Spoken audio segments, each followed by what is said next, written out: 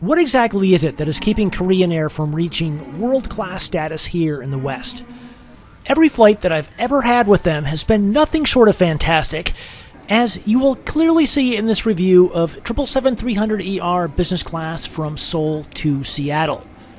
No, they're not perfect, as no airline is, but I can't think of many other airlines that deliver a better onboard product so consistently from one flight to the next.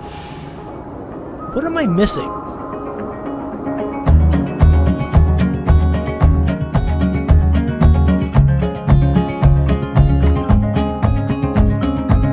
Hey everyone, it's Scott again from SANspotter.com, coming to you from what looks to be a very empty Terminal 2 here at the Incheon International Airport in Seoul.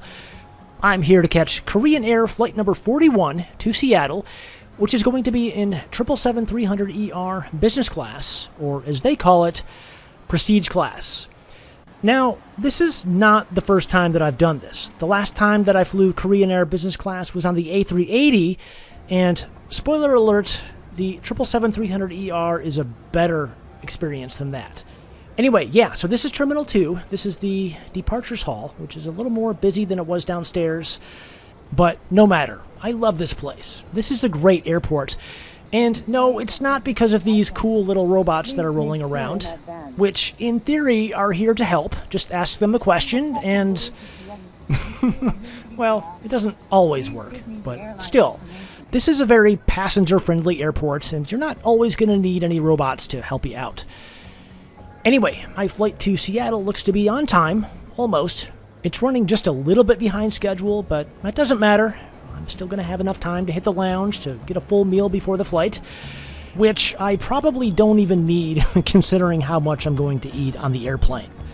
But it's all part of the experience, so I'm just going to roll with it.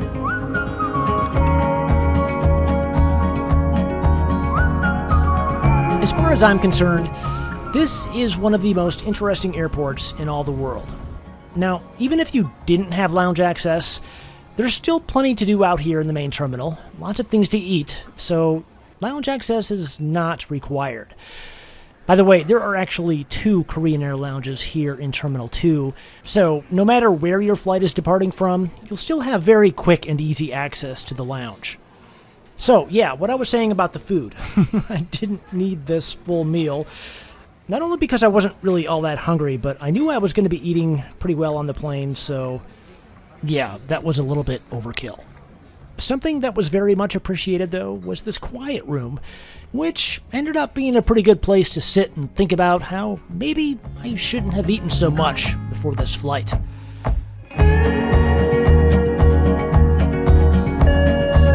Now, don't get me wrong, the lounge was nice, but I'm just not a lounge person, so I couldn't resist heading down to the main terminal just to see if I could find the airplane that would be taking me to Seattle this afternoon. And here it is. It's a 9-year-old 777-300ER, just arriving from Osaka, actually, so not a long flight. But it is going to take them some time to get it ready for the flight to Seattle, which at the time was scheduled for 9 hours and 13 minutes. Not to give too much away too soon, but it actually ended up being 9 hours and 24 minutes.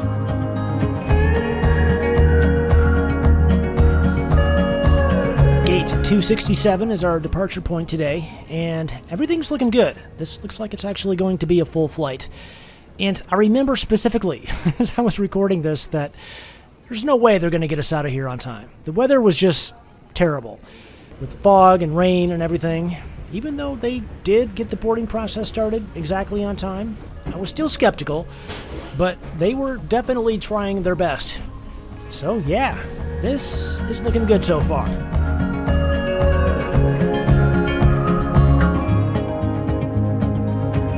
Here we go. This is row 7 in prestige class, business class, on the Korean Air 777-300ER. And yes, it is a little private cabin here. There's only 1 row of seats in row 7. And obviously, I got an aisle seat today. Not by choice. It was the only thing they had left, but you know what? I'm not complaining. I didn't actually realize that there was a divider wall between these two seats at the time that I was making this video, so I was a little bit apprehensive about sitting so close to somebody else with no privacy. But anyway, so yeah, there's all the usual things you expect: headphones and slippers and the amenity kit, complimentary bottled water, of course, tons of legroom, no complaints here, and a decent-sized video screen. I was definitely not liking the lack of privacy, though, but I can't complain. The amenity kit looks pretty good, matches my pants, and it's got all the usual stuff in it: eye mask, toothbrush, toothpaste, and there's even a hairbrush with a hair clip. I don't think I'm going to be needing that.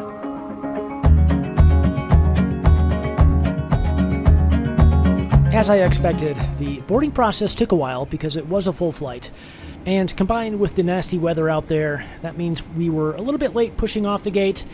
The original schedule time was 4:35 p.m., and we actually got underway at 5:03 p.m., so not too terrible of a delay, but it was totally expected given the circumstances. Anyway, I think it goes without saying that if you want a view to the outside world from here in Korean Air 777-300ER business class, the middle seat is kind of a poor choice.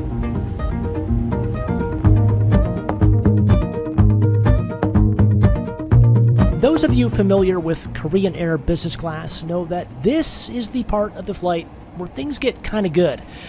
I've got my slippers going. I'm going to check out the headphones here, which are actually not bad. I mean, they're not exactly high-end, but they're okay.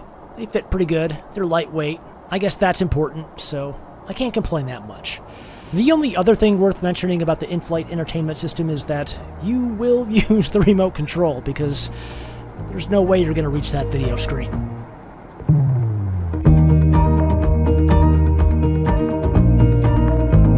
Here's the drink menu for today's flight. I recommend pausing this if you want to check it out.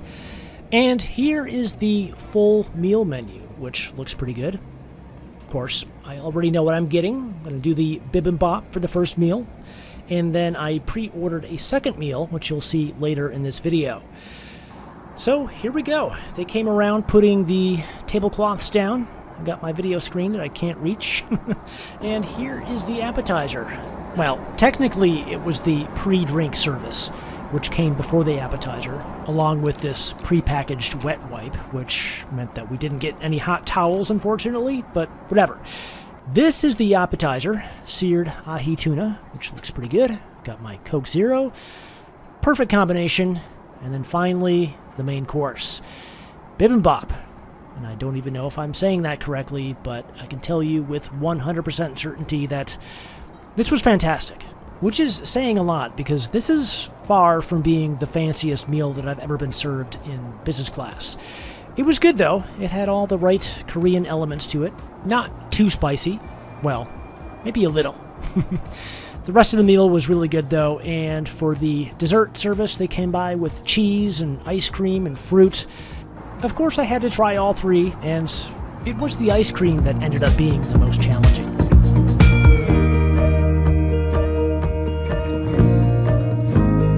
If there was one thing about this entire experience that I feel like they kind of cheaped out on, it's the business class lavatory. As you can see, it's not all that interesting. It's very economy class-like, as a matter of fact.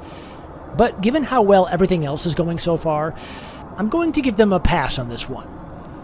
Speaking of things going well, I think I really lucked out getting a seat here in row 7.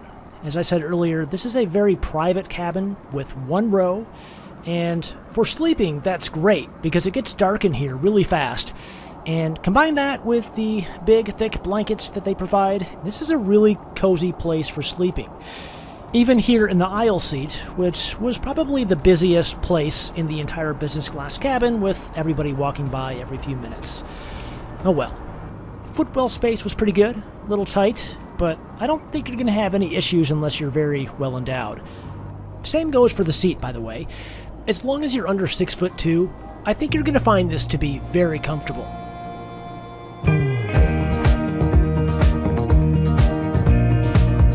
And there it is. The cabin lights are now on, which signifies the coming of the second meal service. This is the pre-landing meal service, which isn't exactly breakfast, but it kind of is. Anyway, as I said, I pre-ordered this meal. I don't know why I did, because the rest of the menu looked pretty good, and thinking back on it, I don't think I would pre-order again. Oh well, live and learn, I guess.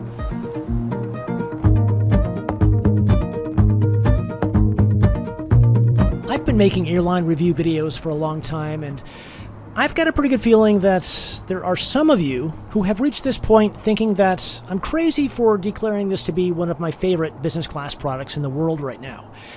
No, it is not perfect, and it's really hard to describe in video format, but the cabin service was phenomenal. The flight attendants were amazing.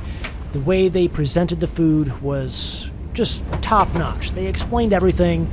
They saw me struggling with the chopsticks. They brought me a fork. They even brought me an extra blanket when it looked like I was cold, which I wasn't. They kept the cabin temperature really warm on this flight. But all I'm trying to say is that they were very, very proactive. They were looking after everybody. And it just made the flight so comfortable, so easy, and it was great. The food was good, and I really can't complain. But this is an airline review after all, so I need to complain about something. And actually, this isn't a complaint, but it's just a statement. We arrived 53 minutes late at 10:51 a.m., which was slightly problematic for making a connection down to San Diego for me, but not that big of a deal. It was a good flight, and no, I'm not going to fault them for it because the weather in both Seattle and Seoul was terrible. They did the best they could with what they had. Anyway, yeah, this was a fantastic experience. And spoiler alert, if you look at my flight log on my website, the link here on the screen, you can see that I recently flew Korean Air 747-8 business class from Seoul to Atlanta. And that ended up being a really nice experience. It's going to be a great video. I can't wait to show it to you. It's coming soon-ish. And yeah, thanks for watching, and I will catch you in the next one.